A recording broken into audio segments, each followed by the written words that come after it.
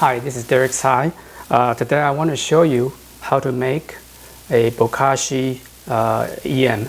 So what you're going to need is a EM. This is made by Terragonics. Costs about $20 or so. I'll show you the link where to buy it. And you're going to need, today I'm going to decide to use my own homemade EM. And you're going to need some molasses, or I'm using agave as a way to increase the bacteria activities. Also, you're going to need about 750 milliliter or cc's of water. This will be dechlorinated water. Okay. So first of all, you're going to need and you need some measurement cup as well. This is 1 tablespoon measurement. 1 tablespoon. I'm going to put in 1 tablespoon. And you're going to need 1 tablespoon of agave. Okay, well, let's see.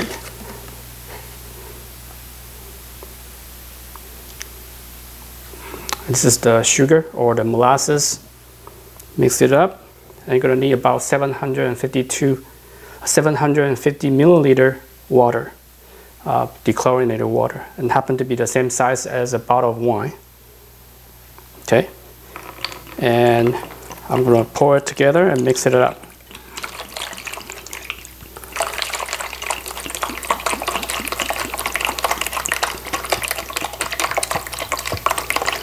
Also, you're going to need a bucket or some kind of tote for you to mix up all the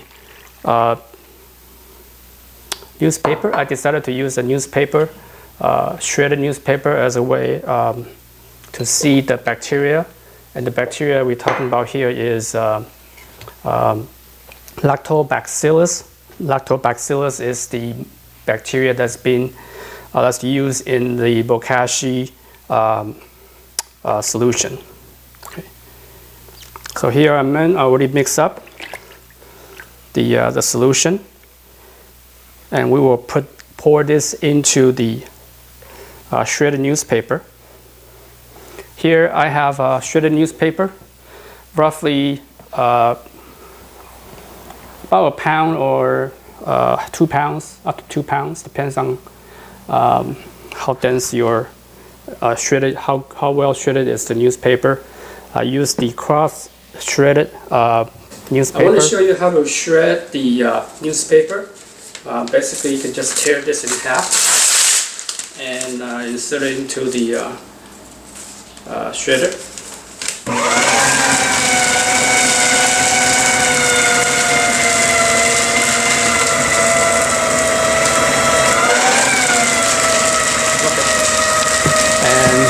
Bucket, a clean bucket here. This is where I'm going to use to mix the shredded newspaper. Okay, and I have I'm going to dump the newspaper in.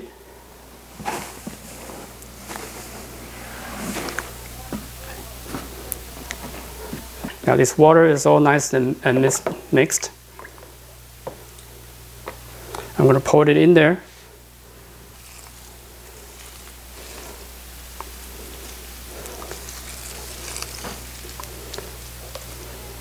Okay, it's all nice, and I'm going to start mixing it up. So this newspaper is roughly 2 pounds, or 1.5 pounds to 2 pounds. And mix it nicely, as you can see.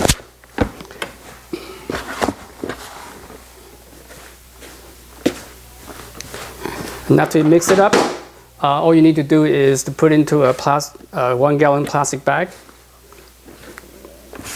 and let it sit for 2 weeks. Then you'll be ready to go. Okay.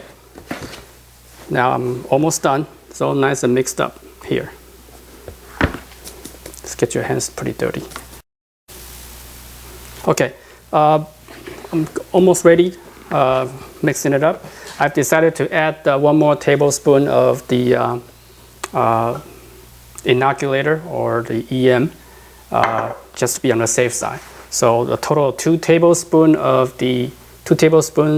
the inoculator or EM, and then 1 tablespoon of agave or the sugar molasses, and then 750 milliliter of water, dechlorinated water. Okay, so now it's all mixed up now, as you can see.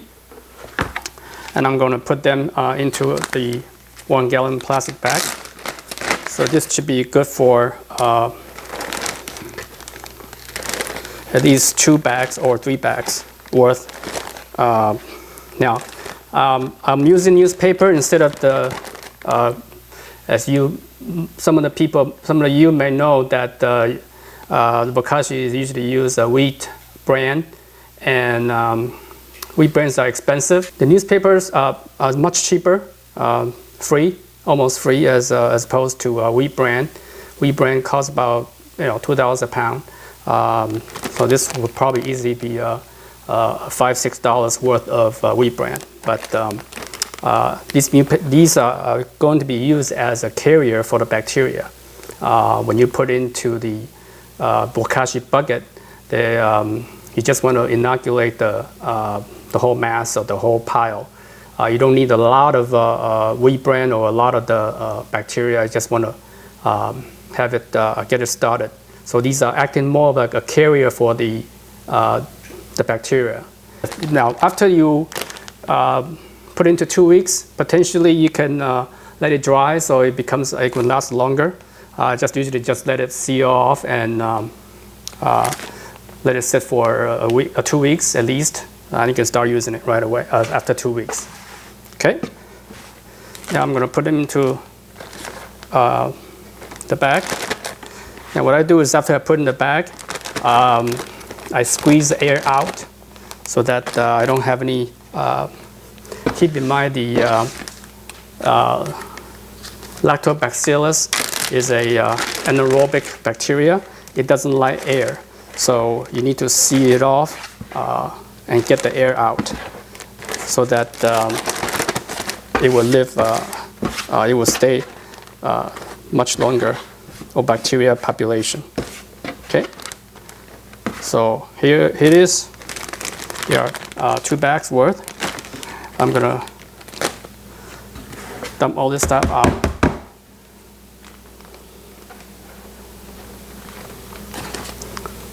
Okay. So these are. Then I'm gonna squeeze the air out before I seal it. So I'm gonna press really hard.